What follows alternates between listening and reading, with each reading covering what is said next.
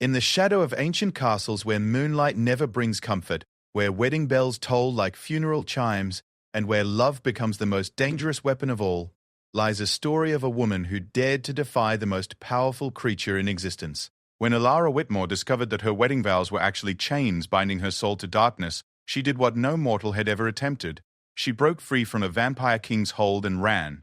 But in a world where his influence stretches across multiple kingdoms, and his hunger for her grows with each passing night, how far can one woman run before the darkness catches up? This is not just a tale of escape, it's the story of a chase that will reshape the supernatural world forever, where every step toward freedom becomes a dance with death, and where the line between love and obsession blurs until it disappears entirely.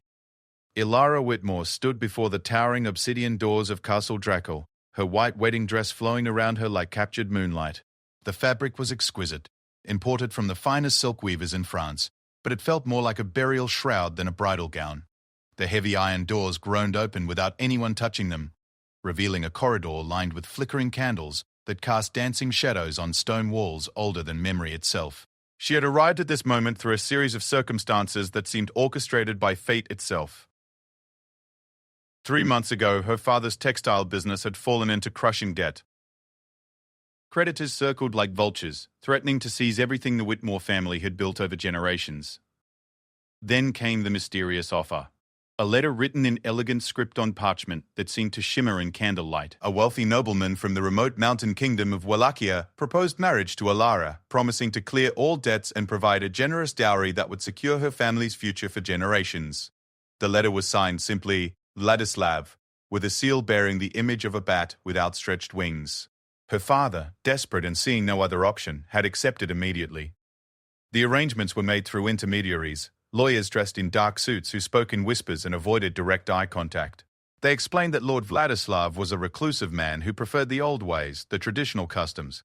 The wedding would take place at his ancestral castle, and Alara would travel there to meet her husband-to-be for the first time on their wedding day. As she walked through the castle's corridors now, Alara noticed peculiar details that made her skin crawl. There were no mirrors anywhere, despite the obvious wealth displayed in golden fixtures and priceless tapestries. The servants who guided her moved with an unsettling silence, their faces pale as fresh snow, and their eyes holding depths that seemed far too old for their apparent ages. Most disturbing of all was the complete absence of any religious symbols. No crosses, no biblical scenes painted on the walls. Nothing that spoke of Christian faith in what should have been a house preparing for a sacred ceremony. The wedding chamber was a vast hall, with vaulted ceilings that disappeared into shadows above. Hundreds of candles provided the only illumination, creating a warm glow that should have been romantic, but instead felt ominous. Gothic arches supported the ceiling, and stained glass windows depicted scenes that were beautiful yet somehow wrong. Angels with two sharp features, saints with eyes that seemed to follow movement, and always, the recurring motif of bats in flight. Alara took her place at the altar, her hands trembling as she held a bouquet of white roses that had been provided by the castle's mysterious garden. The flowers were perfect, too perfect, without a single flaw or sign of natural imperfection. As she waited, she became aware of the wedding guests filling the pews behind her. They were all strangers. Men and women dressed in elaborate period clothing that seemed authentic rather than costume.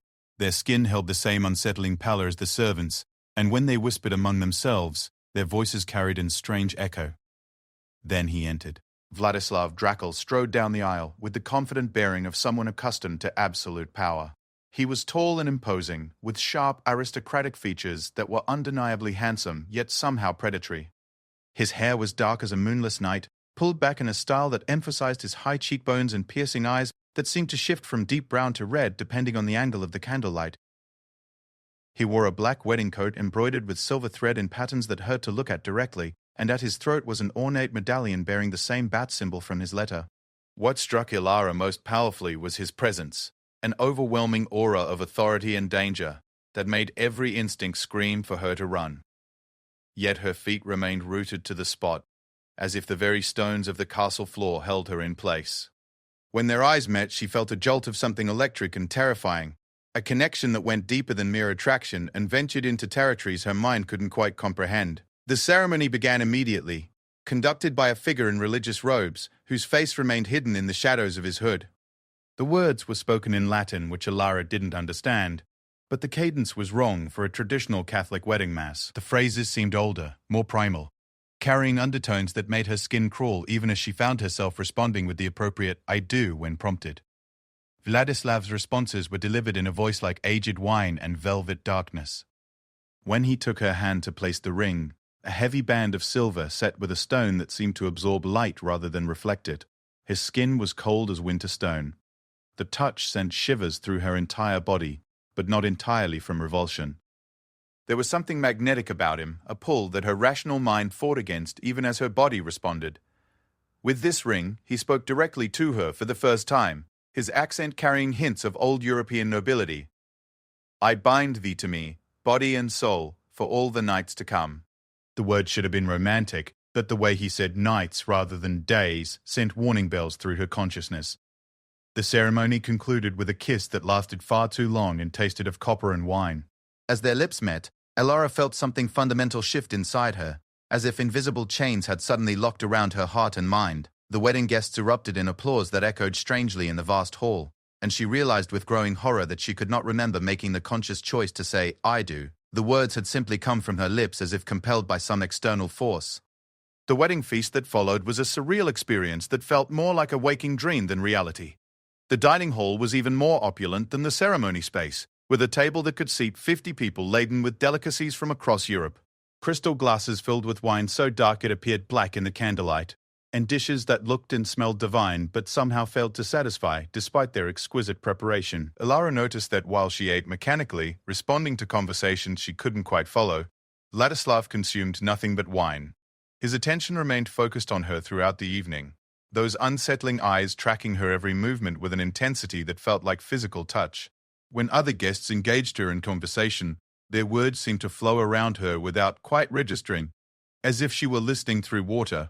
"You seem troubled, my dear wife," Vladislav murmured during a lull in the festivities, his voice pitched low so only she could hear. The possessive way he said, "my dear wife," made her stomach clench with unease.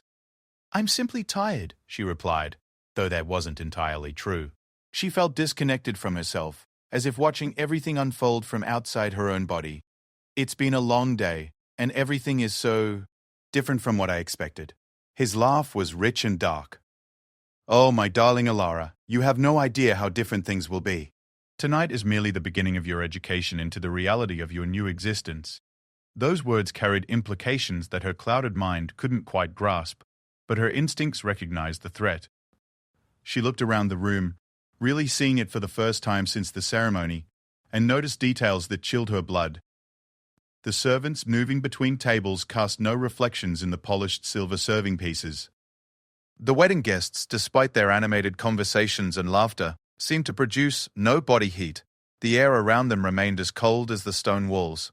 Most disturbing of all, she realized that in the hours since the ceremony began, none of the candles had burned down even slightly despite the wax that should have been consumed. "I'd like to retire," she said suddenly, standing from her chair with an abruptness that surprised even her. The need to escape the oppressive atmosphere had become overwhelming. Vladislav rose as well, moving with a fluid grace that seemed to defy natural physics. "Of course. Allow me to escort you to our chambers." The phrase "our chambers" hit her like a physical blow. In her confused state during the ceremony and feast, she had somehow avoided thinking about what would happen after the wedding. Now, faced with the reality of sharing a bed with this magnetic but terrifying stranger, panic began to claw at the edges of her consciousness. He led her through corridors that seemed to shift and change when she wasn't looking directly at them, past portraits of stern-faced ancestors whose eyes followed their movement, up spiral staircases worn smooth by centuries of use. The master bedroom was a study in Gothic luxury, a massive four-poster bed draped in rich burgundy velvet, furniture carved from dark wood that seemed to absorb light, and tall windows that revealed nothing but impenetrable darkness beyond. "Your things have already been brought up," Vladislav said, gesturing to a wardrobe that indeed contained her belongings, though she couldn't remember seeing servants move them. "I trust you'll find everything to your satisfaction." She turned to thank him and suggest that perhaps they might delay the physical consummation of their marriage until they knew each other better. But the words died in her throat. In the lamplight of the bedroom, with shadows playing across his features, she could see him clearly for the first time. His skin held a translucent quality that spoke of something fundamentally inhuman. His fingernails were longer and sharper than they had appeared during the ceremony. Most terrifying of all, when he smiled at her confusion, she caught a glimpse of teeth that were definitely not entirely human. "Sleep well, my bride," he said, moving toward her with that impossible fluid motion. "Tomorrow night, your real education begins." Before she could ask what he meant, he was gone. Not walked away, not stepped out of sight, but simply no longer there, as if he had dissolved into the shadows themselves. Elara stood alone in the opulent bedroom, her white wedding dress suddenly feeling like a costume from a nightmare. Finally beginning to understand that she had not married a reclusive nobleman. She had married something far more dangerous. That night she lay in the enormous bed, fully clothed, staring at the canopy above, and trying to process what had happened to her. Every rational part of her mind insisted that there had to be logical explanations for everything she had witnessed. Tricks of light and shadow, perhaps drugs in the wine that had affected her perception, elaborate theater designed to disorient her for reasons she couldn't fathom. But deep in her heart, in places where instinct lived and reason held no sway, she knew the truth that her mind refused to accept. She had married a creature of darkness, something that should exist only in ancient folklore and Gothic novels. The wedding ceremony had been more than a legal binding. It had been a supernatural claiming that went far beyond human law and custom. As dawn approached and the first pale light began to filter through the heavy curtains, Elara made a decision that would change everything. She could not remain in this castle, could not accept whatever fate Vladislav had planned for her. Whatever the consequences, whatever dangers lay in the world beyond these walls, they could not be worse than staying here and discovering what her husband truly intended when he spoke of her education and real existence. She would find a way to escape. She would annul this cursed marriage, and she would run as far and as fast as her legs could carry her, even if it meant spending the rest of her life looking over her shoulder for the shadows that might be following. The first 3 days of Ilara's marriage passed in a strange haze of luxury and mounting terror. During daylight hours, the castle seemed almost normal, a grand but empty mansion where she was free to explore the countless rooms filled with priceless art and ancient books. The servants, though pale and eerily quiet, attended to her every need with mechanical efficiency. Fine meals appeared at regular intervals, her clothes were cleaned and pressed, and fresh flowers materialized in vases throughout her chambers. But it was what happened after sunset that confirmed her worst fears about the creature she had married. Vladislav appeared each evening as the last light faded from the windows, materializing from shadows as if darkness itself had taken physical form. He would spend hours with her, sometimes in companionable silence as he read ancient texts in languages she didn't recognize, sometimes engaging her in conversations that revealed an intellect sharpened by centuries of experience. He spoke of historical events as if he had witnessed them personally, described long-dead kings and queens with the familiarity of someone recounting recent dinner parties, and referenced philosophical debates that had taken place before her great-grandparents were born. What terrified her most was not his obvious inhumanity, but the way her body responded to his presence, despite her mind's revulsion. When he looked at her with those shifting eyes, she felt drawn to him with an intensity that had nothing to do with her own desires. When he touched her hand, or brushed a strand of hair from her face, waves of unwanted pleasure coursed through her nervous system. It was as if the wedding ceremony had created some supernatural bond that bypassed her conscious will entirely. On the third night, as they sat together in his vast library, surrounded by towering shelves of leather-bound volumes, Vladislav finally revealed the true nature of their arrangement. "You've been wondering about your new circumstances," he said without looking up from the medieval manuscript he was studying. "I can sense your confusion, your fear, your desperate attempts to rationalize what you've experienced." Elara set down the book she had been pretending to read. "What are you?" she asked directly, surprising herself with her boldness. His laugh was rich and dark. "I am many things, my dear. I am the last of an ancient bloodline that has ruled these mountains since before Christ walked the earth. I am a collector of beautiful and rare objects, and you, my darling Elara, are the rarest treasure I have ever acquired." He finally looked at her, and his eyes had definitely shifted to that unsettling red color. "I am also what your people would call a vampire, though that crude term hardly encompasses the reality of my existence." The confirmation of what she had already suspected still hit her like a physical blow. "Why me? Why did you choose me?" "Because you called to me," he said simply. "Not consciously, of course. But there is something in your blood, your essence, that resonates with powers far older than human civilization. You are descended from a line that once served my kind willingly, though that knowledge has been lost to time and the rise of Christianity. He stood and moved toward her with that impossible fluid grace. The wedding ceremony didn't just bind you to me legally, Elara. It awakened dormant abilities in your bloodline and created a supernatural connection between us that transcends death itself. She stood as well, backing away from him instinctively. I don't understand what you're talking about. I'm just an ordinary woman from an ordinary family. Oh, my dear, you are far from ordinary. His voice carried an hypnotic quality that made her eyelids feel heavy. In time, you will learn to embrace what you are becoming. The connection between us will grow stronger with each passing night until the very thought of leaving my side becomes physically impossible. That final statement snapped her out of the trance-like state his voice had been inducing. What if I don't want that? What if I want to leave? For the first time since she had met him, Ladislav's perfect composure cracked slightly. His eyes flashed with something darker than anger, a predatory hunger that made every survival instinct in her body scream warnings. Leave? He moved closer, and she could feel an almost magnetic pull trying to draw her toward him. My dear child, you cannot leave. You are mine now, bound to me by vows older than the church, older than civilization itself. The very attempt would cause you such agony that death would be a mercy.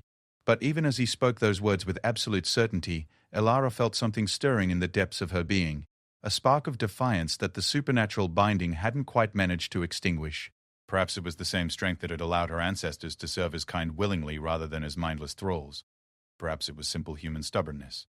Whatever it was, it gave her the courage to meet his gaze directly. We'll see, she said quietly. The next morning, as soon as the sun rose and Vladislav vanished to whatever dark place he spent the daylight hours, Elara began planning her escape in earnest. She had been observing the castle's routines for 3 days, noting which areas were watched and which were ignored, where the servants went, and when they seemed to disappear entirely. The servants, she had realized, were not entirely human either.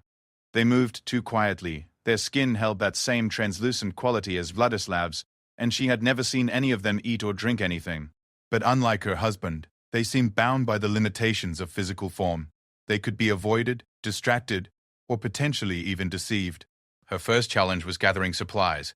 The castle's kitchen was well stocked. She began secreting away non-perishable foods during her daily wanderings. Hard cheeses, dried fruits, bread that stayed fresh far longer than it should.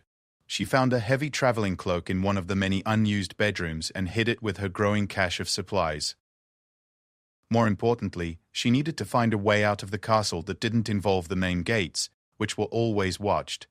Her exploration had revealed several hidden passages behind tapestries and bookcases, remnants of the fortress's medieval origins when such secret routes had been necessary for defense. One of these passages led to what appeared to be an old escape tunnel that emerged in the forest beyond the castle walls. The most crucial element of her plan, however, was timing.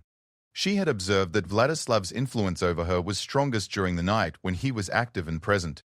During the day, while she could still feel the supernatural binding like chains around her heart and mind, it was significantly weaker. If she was going to break free, it would have to be during daylight hours when he was at his weakest. On the 6th day of her marriage, everything came together. She had noticed that the servants seemed to enter some kind of dormant state during the afternoon hours, becoming even less attentive than usual. The weather had turned stormy, providing additional cover for her escape attempt. Most importantly, she had overheard fragments of conversation suggesting that Vladislav would be occupied with some kind of ritual that would keep him in deep slumber until well after sunset. She waited until the afternoon reached its peak, then made her move. Dressed in dark traveling clothes with the heavy cloak over her shoulders, a pack filled with supplies strapped to her back, she made her way through the castle's corridors toward the hidden passage she had discovered. Every step required tremendous willpower as the supernatural binding fought against her intentions, sending waves of pain and nausea through her body. But the spark of defiance that had awakened during her confrontation with Vladislav continued to burn, giving her strength to push forward. The hidden passage was even more treacherous than she had anticipated. Carved into the living rock beneath the castle, it was barely wide enough for one person and filled with obstacles. Fallen stones, pools of stagnant water, and sections where the ceiling had partially collapsed. The darkness was absolute, broken only by a small candle she had brought from her chambers. Every sound echoed ominously, and more than once she was certain she heard movement in the shadows behind her. But she pressed on, driven by the growing certainty that whatever lay ahead in the unknown world beyond the castle walls could not be worse than remaining trapped in Vladislav's supernatural web. The binding continued to fight her, sending increasingly severe waves of agony through her nervous system. But she had discovered that focusing on memories of her family, her father's laugh, her mother's gentle hands, the warmth of her childhood home, gave her strength to resist. The tunnel seemed to go on forever, twisting through the mountain's depths, like the intestines of some massive stone beast. Just when she began to fear that she had become hopelessly lost in the underground maze, she saw it, a faint glimmer of natural light filtering down from above. The exit was hidden behind a curtain of hanging vines and emerged into a small clearing surrounded by ancient pine trees. She had done it. She had actually escaped from Castle Dracour. But even as she emerged into the forest, gasping the first free air she had breathed in nearly a week, she could feel the supernatural binding stretching like rubber bands attached to her soul. The pain was getting worse with each step she took away from the castle, and she knew instinctively that she had only a few hours before Vladislav awakened and discovered her absence. She needed to get as far away as possible before nightfall, and more importantly, she needed to find someone who could help her understand and break the supernatural chains that still connected her to the creature she had married. Her father had mentioned that her grandmother had been interested in old folklore and superstitions before her death. Perhaps there were family records, old books, or local wise women who might know something about dealing with creatures like Vladislav. As she set off through the forest, following what appeared to be an old hunting trail that led down from the mountain, Elara tried not to think about what would happen when her husband discovered her escape. The rational part of her mind insisted that he was just a man, albeit a disturbed one with access to impressive theatrical resources. But her heart knew the truth. She had married something far more dangerous than any human enemy. And somewhere in the depths of her being, she could feel him beginning to stir as the afternoon shadows grew longer. The real chase was about to begin. The path down the mountain was treacherous, made more dangerous by her urgency and the steadily increasing pain from the supernatural binding. Every step away from the castle felt like walking through fire, but she forced herself to continue. She had perhaps 2 hours before sunset, and she needed to reach civilization before Vladislav fully awakened and realized what she had done. As she stumbled through the increasingly dense forest, fighting against both physical exhaustion and mystical agony, one thought kept her moving forward. She would not spend her life as a prisoner to a creature of darkness, no matter the cost. She would find a way to break free from his supernatural influence, or she would die trying.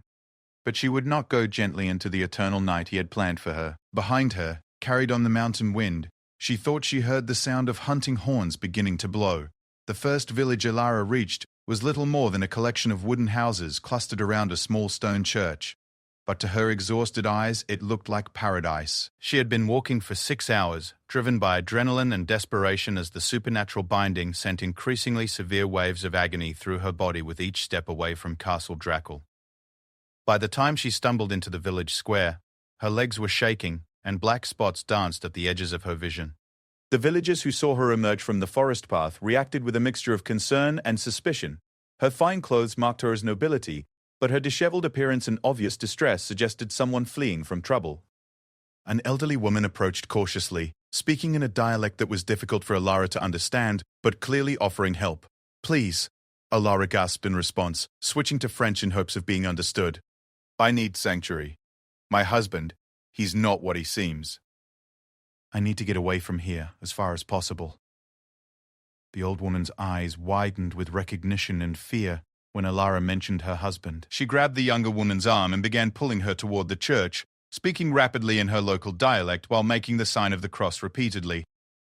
Other villagers gathered around, and Elara caught fragments of whispered conversations that made her blood run cold. "Dracul, the Dark Lord. She escaped from the mountain. Impossible. No one leaves the castle. The old bloodlines, it has begun again." Inside the small church, the elderly woman, who introduced herself as Anna, spoke to the local priest in urgent tones. Father Matthias was a thin, nervous man who seemed to age 10 years when he learned where Elara had come from. He listened to her broken explanation of what had happened, his face growing paler with each detail. "Child," he said finally, his voice trembling, "you don't understand what you've done. The marriage ceremony you described, it's not just a supernatural binding. It's a claiming ritual that goes back to the earliest days of Christianity in these mountains. The church has records of such things from centuries past." He led her to a small chamber behind the altar where ancient texts were kept locked away. The books he showed her were illuminated manuscripts written in Latin and local dialects describing encounters between the church and creatures of darkness. The illustrations showed beings that looked remarkably similar to Vladislav, pale, aristocratic figures with hypnotic eyes and predatory smiles. Your husband is Vladislav Dracul, Father Matthias explained, descendant of the original Dracula bloodline that once ruled these lands with absolute power. His kind feeds on human blood and life force, but more than that, they feed on human souls. The ceremony you underwent was designed to gradually transform you into something like him, a creature of darkness bound to serve his will for eternity. Ilara felt the rooms spinning around her, but I escaped. I got away from him. Temporarily, the priest said, grimly.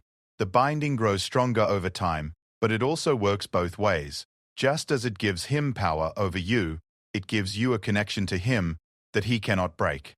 He will be able to track you anywhere in the world, and the further you go from him, the more unbearable the pain will become until you are driven to return voluntarily. As if summoned by his words, a fresh wave of agony crashed through Ilara's nervous system, so intense that she cried out and doubled over in pain. The supernatural chains connecting her to Vladislav were indeed growing tighter, and she could feel something else, a dark presence at the edge of her consciousness, searching, hunting, drawing closer. He knows where I am, she whispered, looking up at the priest with terror-filled eyes. I can feel him coming. Father Matthias nodded gravely. The sun has set. He will be fully active now, and his supernatural abilities will be at their peak. We have perhaps an hour before he reaches this village. Can you break the binding? Ilara asked desperately. Can the church do something to free me? The priest shook his head sadly. The ritual that bound you to him predates Christian authority in these lands. It draws on powers that the church can resist but not easily break. There are ways to weaken the connection, perhaps even sever it entirely, but they require specific knowledge and materials that we don't have here. Then what can I do? Father Matthias was quiet for a long moment, consulting the ancient texts spread before him. There are legends, he said finally, of those who have successfully broken free from such bindings, but the process is dangerous and requires you to travel to places of ancient power to seek out those who still remember the old ways. He pulled out a rough map drawn on parchment, pointing to locations marked with symbols she didn't recognize. There is a monastery in the French Alps where monks have guarded secrets about dealing with creatures of darkness for over 1,000 years. Beyond that, in the Germanic kingdoms, there are rumored to be wise women who know rituals that predate both Christianity and the vampire bloodlines. But how can I travel when the pain gets worse with distance? Ilara asked, still doubled over from the most recent wave of agony. The binding is strongest at night when he is active, Father Matthias explained. During daylight hours, when his power is at its weakest, you might be able to travel significant distances before the pain becomes unbearable. And there are aids. Herbs and relics that can help you resist his influence, at least temporarily. He began gathering items from various hiding places around the chamber. Small cloth bags filled with dried herbs, a silver cross that seemed to hum with its own internal energy, a vial of what he called blessed water from the Jordan River, and several pages copied from the ancient manuscripts that might prove useful. Take these, he said, pressing the items into her hands. The herbs can be brewed into tea that will help you resist the supernatural pull. The silver and blessed water will provide some protection against his direct influence. But child, you must understand, you cannot run forever. Eventually, you must either find a way to break the binding permanently or what? Or you must accept that your soul belongs to him for eternity. Before Ilara could respond to that chilling pronouncement, the sound of approaching hoofbeats echoed through the night air. But these were not the hoofbeats of normal horses. The rhythm was too fast, too smooth, almost like the beating of enormous wings against the ground. Father Matthias grabbed her arm urgently. He comes. There is a back entrance to the church that leads to the old Roman road. Follow it north toward the French border. Do not stop until you reach consecrated ground in the next kingdom. What about you? What about the village? We will delay him as long as possible, the priest said grimly. The church still holds some power against his kind, and the villagers know the old ways of protection. But you must go now, before he surrounds the area completely. Ilara gathered the precious items he had given her and followed him through a narrow passage that led to a concealed door in the church's rear wall. The old Roman road stretched before her like a pale ribbon in the moonlight, disappearing into the dark forest beyond the village.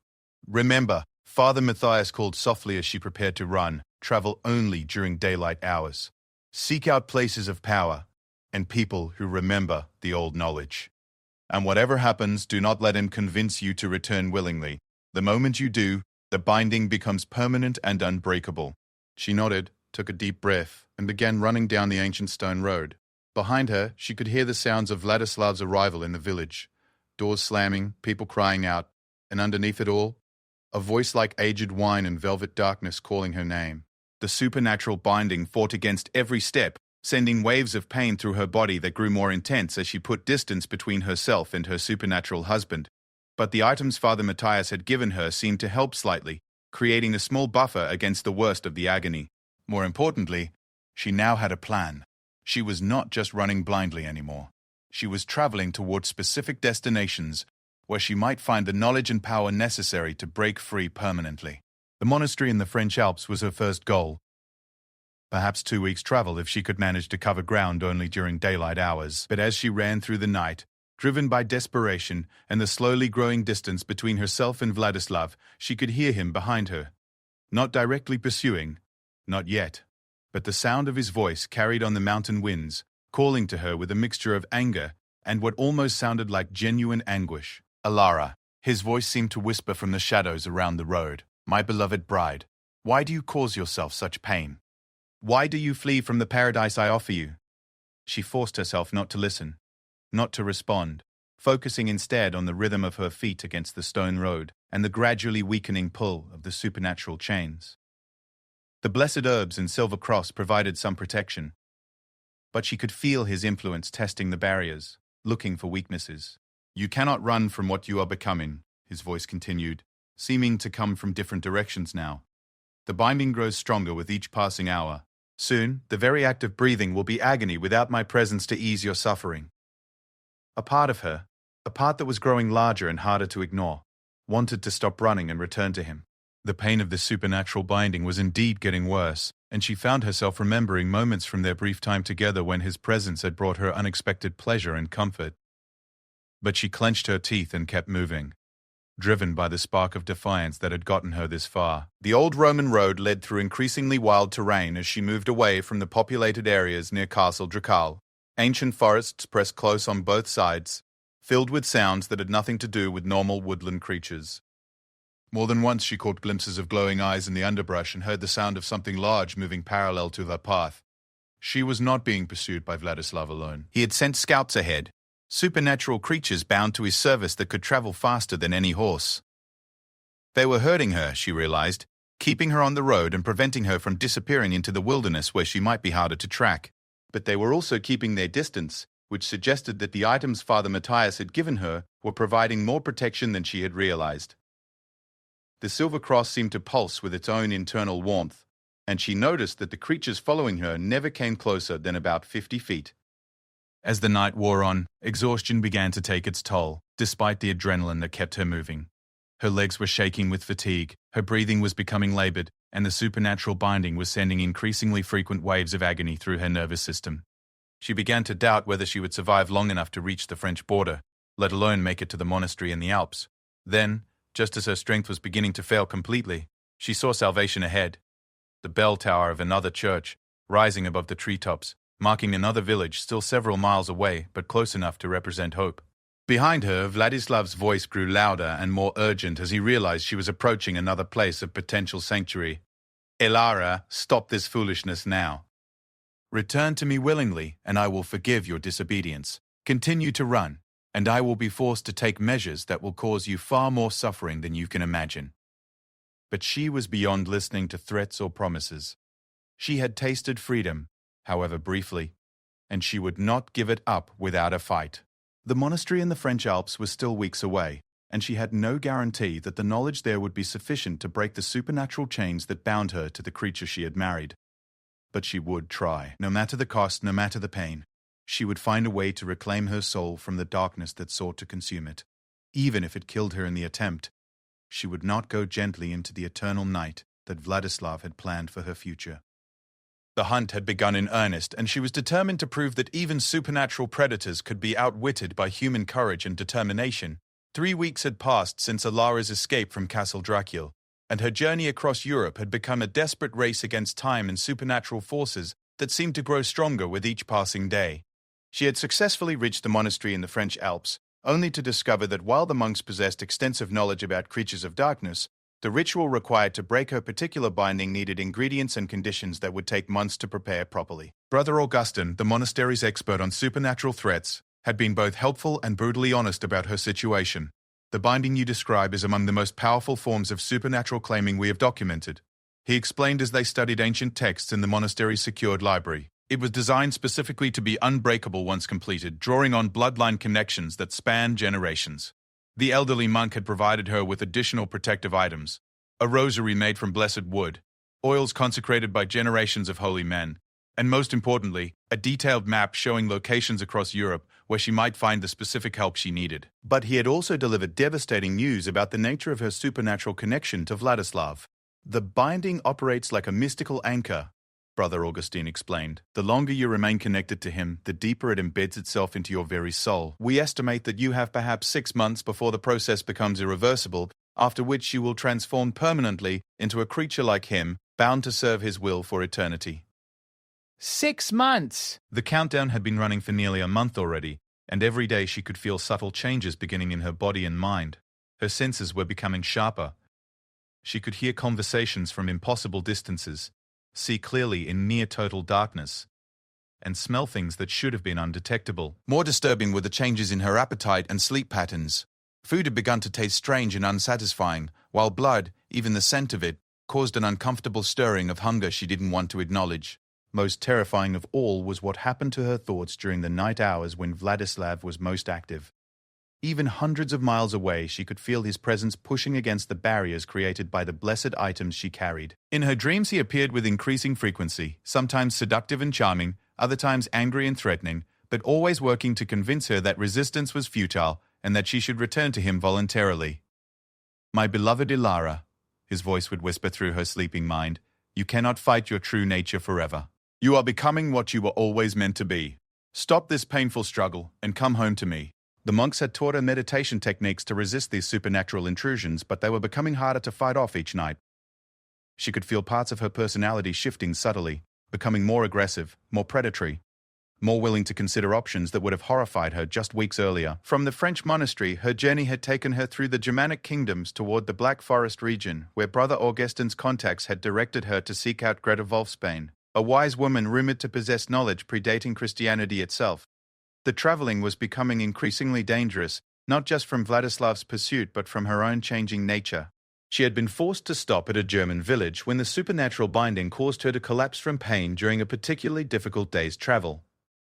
The local inn had provided her with a room, but during the night she had awakened to find herself standing at the window with no memory of getting out of bed, drawn by the scent of blood from the butcher shop across the street. The hunger that gnawed at her was becoming harder to ignore, and she was beginning to understand why Vladislav had seemed so confident that she would eventually return to him voluntarily. The transformation is not just physical. Brother Augustine had warned her. It is psychological and spiritual. As you become more like him, your human desires and moral constraints will weaken, replaced by supernatural hungers and needs that only he can satisfy. She could feel the truth of his words in her bones. Each day, caring about her former human life became a little harder. The face of her father, which had once been her anchor to humanity, was becoming difficult to picture clearly.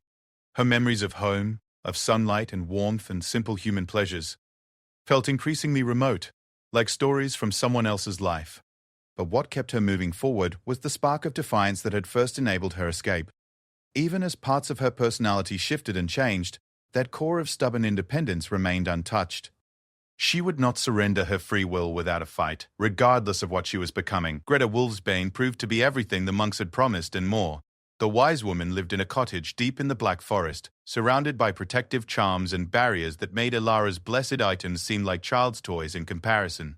She was ancient beyond easy estimation, with eyes that held depths of knowledge accumulated over lifetimes of dealing with supernatural threats. "So," Greta said after examining Ilara carefully, "the Dracul bloodline has awakened again. I thought that cursed family line had finally died out during the religious wars." She moved around her cottage with surprising agility, gathering various items from shelves lined with jars, bottles, and containers that held things Ilara preferred not to identify too closely. "You can help me break the binding?" Ilara asked hopefully. Greta's laugh was sharp and bitter. Child, the binding you carry cannot simply be broken like a chain. It has become part of your essential nature, woven into the very fabric of your soul.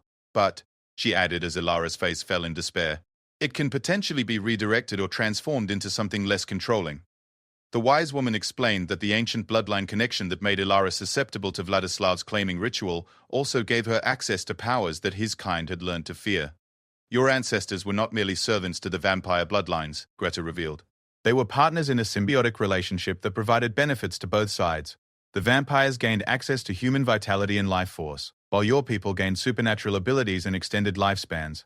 But that partnership was corrupted over the centuries, she continued. As the vampire bloodlines grew more powerful and began treating humans as possessions rather than equals, the knowledge of how to maintain the balance was lost, leaving humans vulnerable to being claimed as supernatural slaves. Greta had the knowledge necessary to restore that balance, but the process was dangerous and required Ilara to actively embrace rather than resist the supernatural changes happening within her body and mind. You must stop fighting the transformation, the wise woman explained. Instead, you must learn to control and direct it according to your own will rather than his. The ritual Greta proposed involved traveling to a location of ancient power in the Scottish Highlands, where stone circles and burial mounds had been focusing supernatural energy for thousands of years. There, during the night of the new moon, when vampire influence was at its weakest, Ilara would need to perform a ceremony that would complete her transformation on her own terms, rather than Vladislav's. But understand, Greta warned, this is not a return to your human life. You will become something new, something between human and vampire that has not existed for centuries. You will gain supernatural abilities and an extended lifespan. But you will also need to feed on human life force to survive. The question is whether you will feed as a parasite under his control or as an independent being making your own choices. The journey to Scotland took 2 more weeks, during which Ilara's transformation accelerated dramatically. The blessed items that had once provided protection were becoming less effective as her own supernatural nature developed. She no longer needed them to resist Vladislav's influence. She was learning to resist him through will alone. But this growing independence came at a cost. The hunger had become constant and overwhelming. She found herself drawn to crowded places where she could absorb small amounts of life force from multiple people without causing obvious harm. A touch here, a lingering conversation there, and she could sustain herself without anyone becoming seriously ill. But she knew this was only a temporary solution. As her transformation progressed, she would need increasingly substantial amounts of human energy to survive. More disturbing was the way her emotional responses were changing. She felt less and less connection to other humans, viewing them more as potential sources of sustenance than as fellow beings deserving of compassion. The part of her mind that was horrified by these changes was growing smaller each day, overwhelmed by supernatural instincts that felt natural and right. Vladislav's pursuit had never ceased, but it had changed in nature. Rather than trying to force her return, he now seemed to be herding her towards some specific destination. His supernatural servants appeared regularly along her route, but they made no attempt to capture her. Instead, they watched and followed, occasionally leaving signs of their presence to remind her that she was never truly alone or safe. You begin to understand. His voice whispered through her dreams with increasing frequency. You cannot return to the human world now. You have become something that humans will fear and hunt if they discover your true nature. Only with me will you find acceptance and guidance in learning to control your new abilities. The terrible truth was that his words made sense. She had caught glimpses of herself in mirrors recently and was startled by the changes. Her skin had taken on the same translucent quality as his. Her eyes occasionally flashed with unnatural colors, and her movements were becoming unnaturally fluid and graceful. Any human who looked closely would recognize that something was fundamentally wrong with her. By the time she reached the Scottish Highlands, Ilara had accepted that there would be no return to her former life. The question now was not whether she would be transformed, but whether she could maintain her independence and free will during the process. The ancient stone circle that Greta had described stood on a windswept hill overlooking the North Sea, its massive stones worn smooth by countless centuries of weather. As she prepared for the ritual that would determine her fate, she could feel Vladislav approaching. He was no longer content to observe from a distance. He intended to be present for what he clearly viewed as her final surrender. But Ilara had learned much during her journey across Europe, and she was no longer the frightened young woman who had fled from his castle. She had become something new, something that had never existed before in the long history of conflict between humans and vampires. Whether that would be enough to claim her freedom remained to be seen, but she was finally ready to face her supernatural husband as an equal rather than a victim. The final confrontation was about to begin, and the outcome would reshape the supernatural world forever. She could feel the ancient stones humming with power around her, responding to her presence in ways that suggested her transformation was nearly complete. Soon, she would discover whether the price of freedom was worth paying, or whether some bonds were truly impossible to break. One way or another, her long flight across the kingdoms of Europe was finally coming to an end. The ancient stone circle stood sentinel against the wild Scottish sky as storm clouds gathered overhead, their shadows racing across the heather-covered hills like harbingers of the supernatural confrontation about to unfold. Alara knelt at the center of the circle, surrounded by the artifacts and ritual components that Greta Wolfsbane had provided for this crucial night. Candles blessed by 3 different religious traditions flickered in the wind, creating shifting patterns of light and shadow across the weathered stones. She had arrived 3 days before the new moon to prepare herself mentally and spiritually for what was to come. The transformation that had been building within her for over a month was now nearly complete, and she could feel the supernatural energies of the ancient site resonating with the changes in her body and spirit. Her reflection in the small mirror she carried no longer looked entirely human.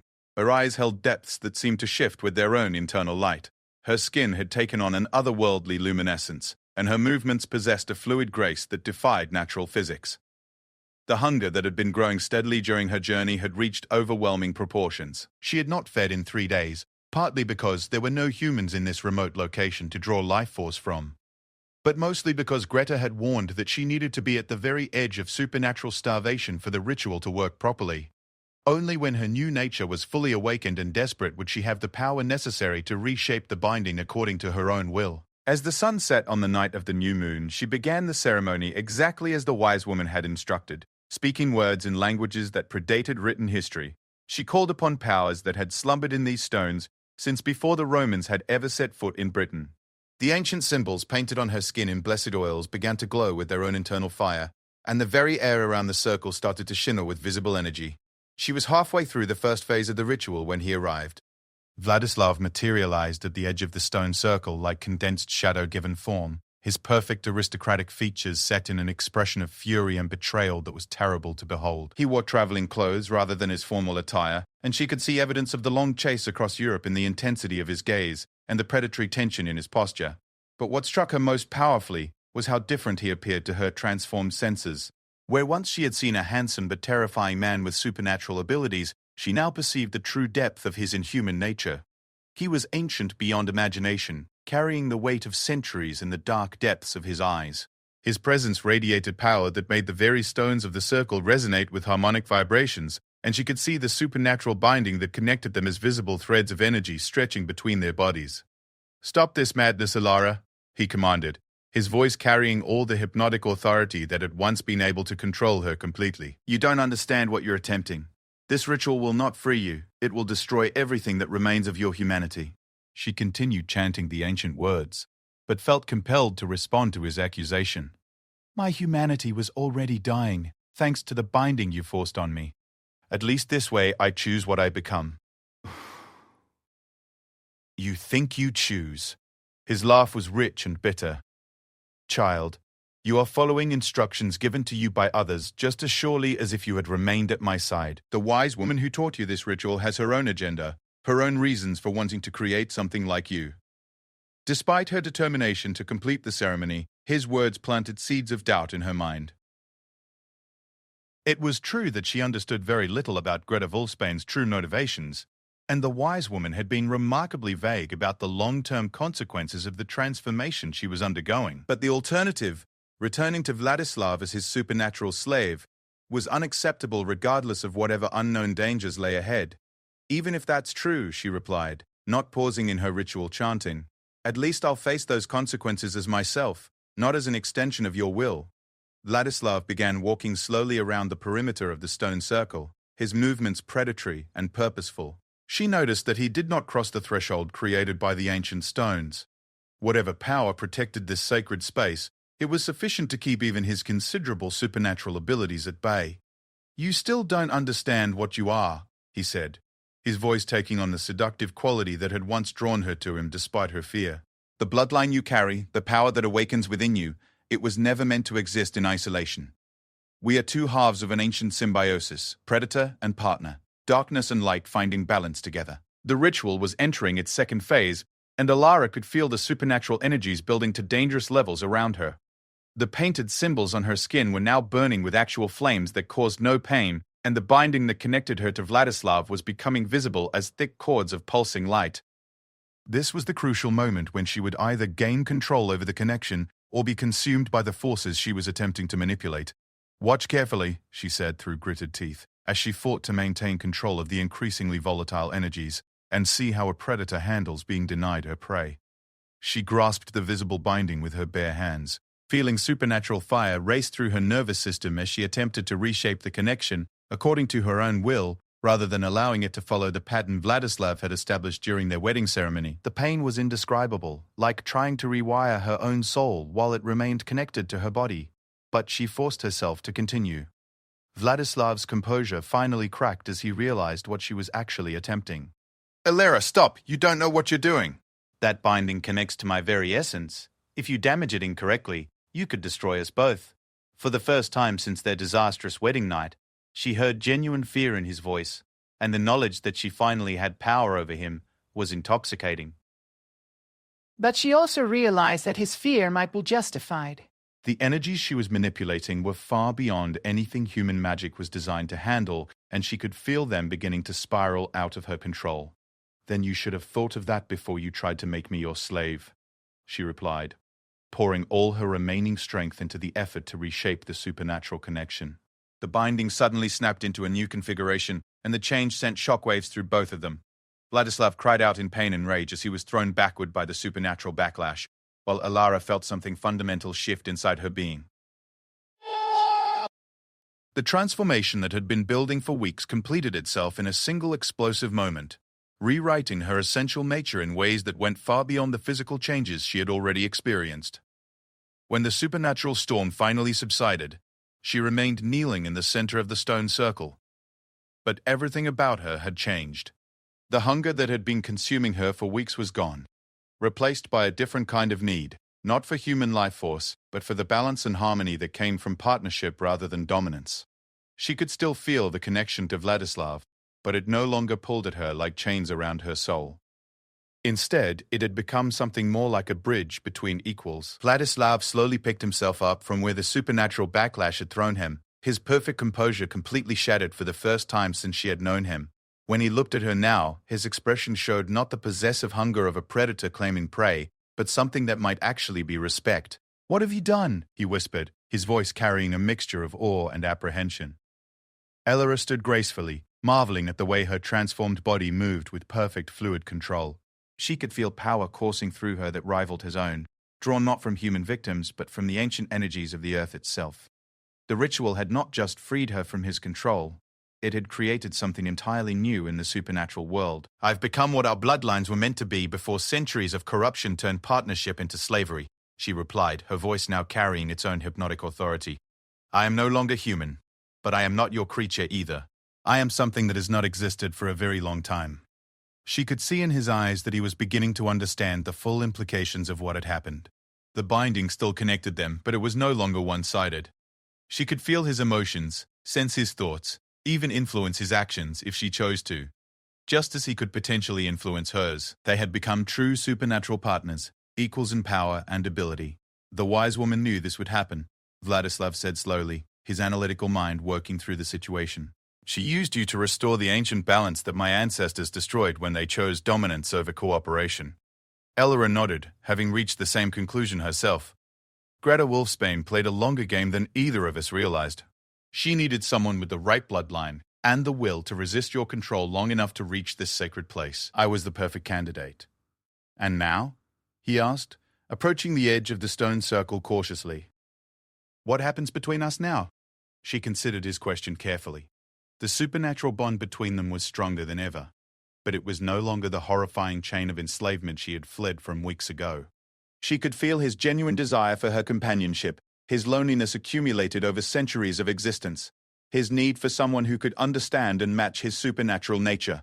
But she could also sense his respect for her newfound power and his understanding that any relationship between them would now have to be built on mutual consent rather than mystical compulsion. "Now," she said finally, "we have a choice.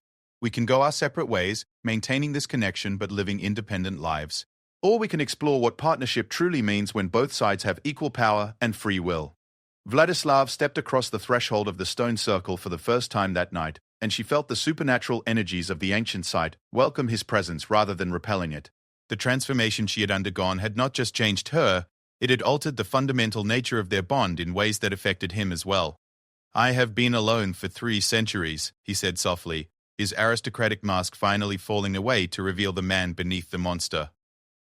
"I claimed you because I was desperate for true companionship, but I was too proud and too set in ancient ways to seek partnership rather than dominance. Perhaps it's time I learned what I should have known all along." Alara felt a smile touch her lips for the first time in weeks. "Then we have much to learn together. But understand, Vladislav, I will never again be anyone's possession or slave. If we are to be partners, it will be as equals or not at all." He knelt before her in the center of the ancient stone circle, not in submission but in acknowledgement of her power and independence. As equals, then, partners in whatever comes next, bound by choice rather than compulsion. As the new moon reached its zenith above the Scottish Highlands, 2 supernatural beings, who had begun as predator and prey, master and slave, found themselves transformed into something unprecedented in the long history of their kinds.